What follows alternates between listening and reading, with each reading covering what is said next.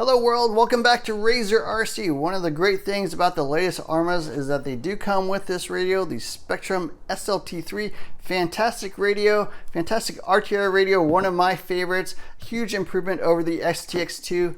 But unfortunately, there is a critical piece that they don't tell you about in the Arrma manual, and that is how to set your steering travel, how to do your steering calibration. So I'm going to go through that process.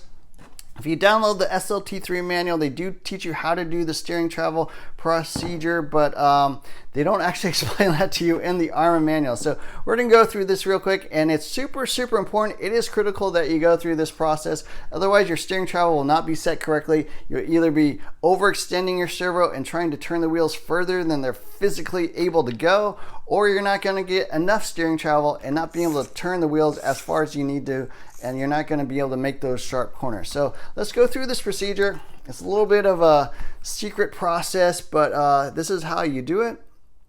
First off, you're going to turn the steering wheel full right and your brake full brake.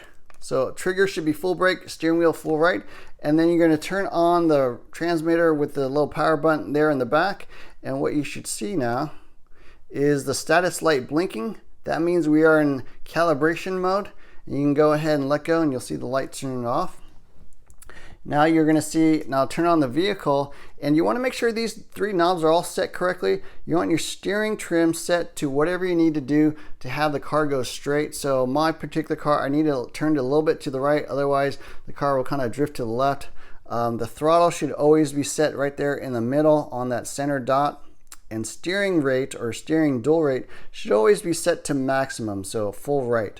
So make sure your dials are set correctly before you go through this process. But we are in calibration mode and all the dials are set correctly, so we're going to start calibrating. And what you want to do is, what we're going to be doing is basically setting the travel on the right and left, full right and full left, to whatever we need it to be to get to the maximum travel, but not one click more. So the way you adjust it is there's this little dial here on the bottom. There's A to go up, B to go down. A is to increase the travel, B is to decrease it. And what I recommend doing is starting off, let's say on the right hand side, decreasing the steering travel until you see the wheels turn, and then we're going to start increasing. So I'm going to just be pressing the A button and watching the wheels turn, and we want to keep pressing the A button until we see it not really turn anymore. So every time I press the button, you'll see the wheels turn,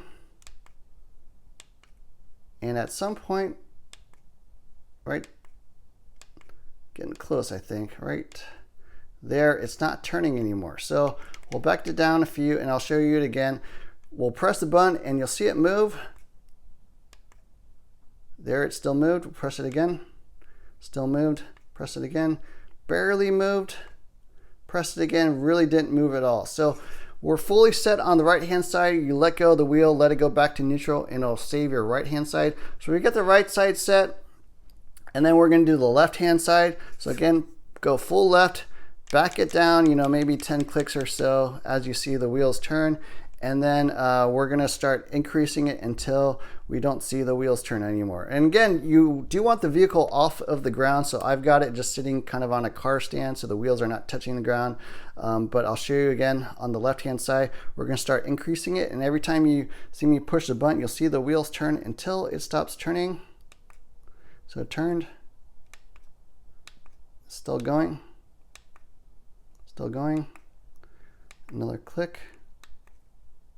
Barely turned there, still turning a hair right there. It didn't turn at all. So that last click, it didn't turn at all. I'm going to back it down one just to get back to that maximum travel. So again, let your steering wheel go back to neutral. That'll save your left hand side now. And we've got our steering fully calibrated. Now you want to turn off the radio. And now the car has fully saved all its setting to the radio. So that is the steering calibration process. We'll go ahead and turn it back on, and you'll see now when we go full right, that's pretty much full travel right. Full left will give you full travel left, but not a click more. So the problem is if you set it too high, it's going to try to turn farther than the steering can actually go. The steering servo is going to keep trying to turn the wheels, but it won't actually be able to go, and so it's just putting extra strain on these servos, and they will eventually break. Actually, these servos are a little bit weak. Now for bonus points, if you want to go through this process, you know, not a bad idea, and that is throttle calibration. So I'll go through this process.